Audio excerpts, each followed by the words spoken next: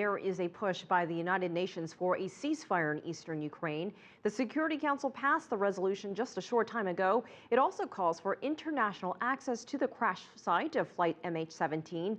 And while Russia did support the measure, some Western nations claim Russia played a role in the downing of the plane. Jessica Stone joins us live from the White House with more on that. Jessica. And Elaine, in fact, the U.S. president began the day by laying out more evidence that he says directly makes Russia responsible in some way for the downing of MH17.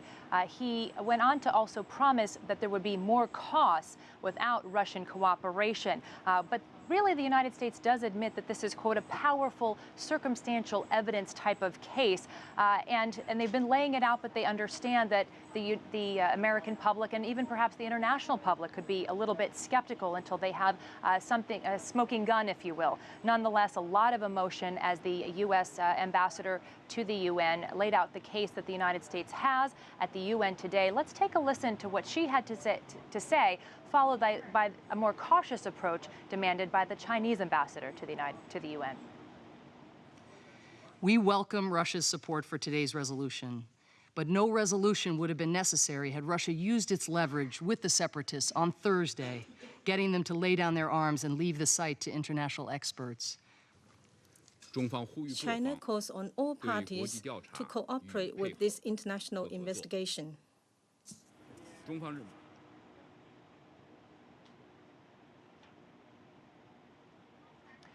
So you see there from the Chinese ambassador a real desire to have more facts, a complete investigation until there's a conclusion of who is responsible here. But let me tell you a little bit about what the Russian Defense Ministry talked about today in its press conference. This is the first that we've heard from the Russians directly rebutting some of the American claims. Quote, according to U.S. declarations, they have satellite images that confirm the missile was launched by the rebels, but no one has seen these images. And the Russians today calling on the Americans to release some of those images. As of this time, the U.S. says it stands by its assessment, though it is certainly possible that we could get more of this type of information as they continue to lay out their case. Back to you. And Jessica, what is the White House's reaction to Russia's accusations against Ukraine? Well, as we've often seen, the Ukrainian and American comments, Elaine, seem to mirror each other. The U.S. does not hold any stock in what the Russians have to say about Ukrainian responsibility here.